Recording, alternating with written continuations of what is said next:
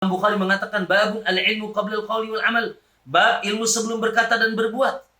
Maka kita siapkan ilmu, jangan sampai masuk Ramadan dalam keadaan jahil. Ya harus kita sekarang yaitu mengilmui bagaimana fikih Ramadan, bagaimana fikih puasa, bagaimana fikih qiyamul lail, bagaimana fikih membaca Al-Qur'an, fikih sahur, fikih zakat fitri, fikih i'tikaf. Karena amalan dibangun di atas ilmu setelah keikhlasan, insya Allah diterima oleh Allah SWT. Sementara bila amalan dibangun di atas kejahilan, maka salahnya lebih banyak daripada benarnya. Maka di hari-hari ini, fikih yang paling penting untuk kita pelajari adalah fikih seputar Ramadan, seputar puasa dan seterusnya. Dan insya Allah dalam episode-episode kita akan kita jelaskan. Bismillahirrahmanirrahim. Assalamualaikum warahmatullahi wabarakatuh. Alhamdulillah wassalatu wassalamu ala Rasulillah wa ala alihi wa sahabati ajmain, amma ba'd. Barakallahu fikum kaum muslimin wal muslimah rahimani wa rahimakumullah. Di saat ini kita berada di pagi hari, Allahu Akbar.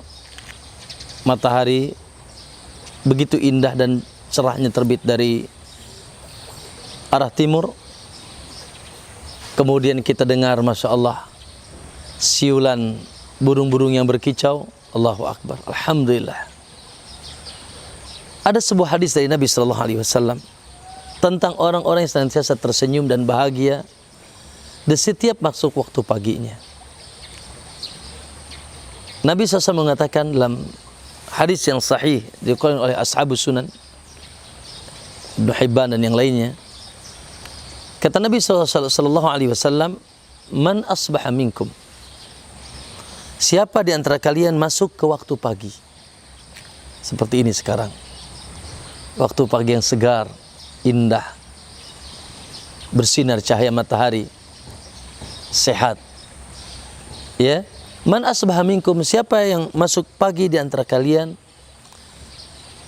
aminun fi sirbihi, dalam keadaan aman, ya, wa mu'afan fi jasadihi, dan dia mendapatkan dan dalam keadaan sehat dari jasadnya, maksudnya jasadnya sehat. Wa indahu qutu yaumihi, dan dia pun masih ada bekal makan untuk di hari itu. Dia pun masih ada bekal makan untuk di hari itu, dia dan keluarganya.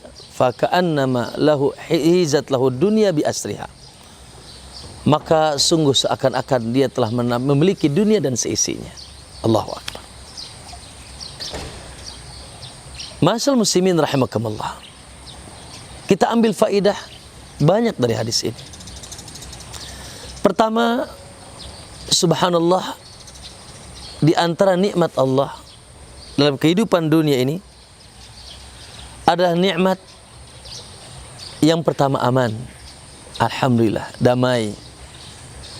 Ya, alladzi at'amahum min ju'in wa amanahum min khauf. Aman dari rasa takut. Entah karena musuh atau bencana-bencana di dunia, ya, pertikaian, peperangan, gempa, ya, tsunami dan seterusnya, aman. Alhamdulillah. Semoga Anda dan kita semuanya senantiasa masuk pagi hari dalam keadaan aman. Yang kedua, yaitu jasadnya sehat, badannya sehat, alhamdulillah. Sehingga masih bisa menghirup udara segar, masih bisa menggerakkan badan, ya, masih bisa tersenyum, badannya sehat, ya. Kemudian wa indahu qutu yaumi, dan dia memiliki bekal untuk hidup, itu juga nikmat Allah. Di hari itu, ya, masih ada bekal di hari itu untuk makan dia dan keluarganya. Saya ingin tanya, apakah antum memiliki tiga ini di hari ini? Aman, sehat, dan antum masih ada beras di hari ini.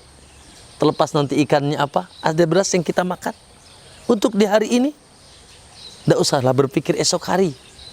Ya, insya Allah ada yang menanggungnya, Allah Subhanahu wa Ta'ala. Ya, dengan terus kita melakukan sebab dan sebabnya, mencarinya, dan kita serahkan kepada Allah Subhanahu wa Ta'ala.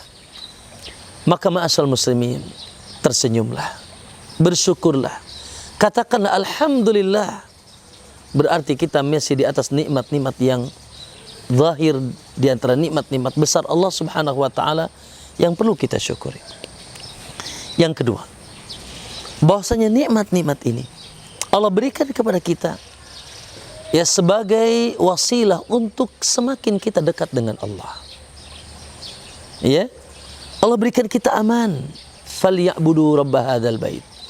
Sembahlah pemilik rumah ini, yaitu Baitullah, Ka'bah, maksudnya Allah. Alladzi at'amahum min ju'in, yang telah memberikan makan kalian dari lapar, wa amanahum min khauf, dan telah memberikan keamanan rasa takut untuk beribadah kepada Allah. Badan sehat, bagaimana nanti tadi malam tahajud? Apa tadi subuh pergi ke masjid? Sudahkah kita membaca Al-Quran di atas kesehatan badan kita? Naam, Masya Allah. Badan kita digunakan untuk tegakkan punggung dan badan kita untuk berdiri dan duduk dan berjalan karena dan untuk Allah Subhanahu wa taala. Melakukan ibadah-ibadah kepada Allah. Kemudian masih ada bekal di hari itu. Sama, makan dan minum pun untuk subhanallah, untuk bisa kita mendekatkan diri kepada Allah. Ya, untuk bisa mendekatkan diri kepada Allah Subhanahu wa taala. Maka sekali lagi bahwa nikmat-nikmat ini Allah berikan kepada kita, maka kita gunakan untuk perkara-perkara yang diridhai oleh Allah, dan itu bentuk syukur kita kepada Allah. I'malu ala Dawud syukra. Beramallah, beribadahlah, berbuatlah, lakukanlah ketaatan wahai keluarga Daud kepada Allah sebagai bentuk syukur. Kemudian yang terakhir faidahnya adalah subhanallah, ketika Nabi mengatakan wa indahu qutu yaumi, ya, dan dia masih memiliki makan untuk di hari itu. Subhanallah. Sekarang kita cemas bagaimana untuk bulan depan. Sekarang kita cemas bagaimana untuk tahun depan, bagaimana untuk keturunan 7 turunan saya. Sudah kita begitu cemasnya, subhanallah.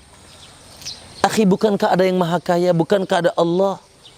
Bukankah ada yang maha derma? Bukankah ada yang memberikan rizki? Syukur yang kita yang ada bagi kita di hari ini. Syukuri yang dengan ada yang kita, terlepas dari banyak dan sedikitnya nikmat yang Allah dapatkan, berikan kepada kita.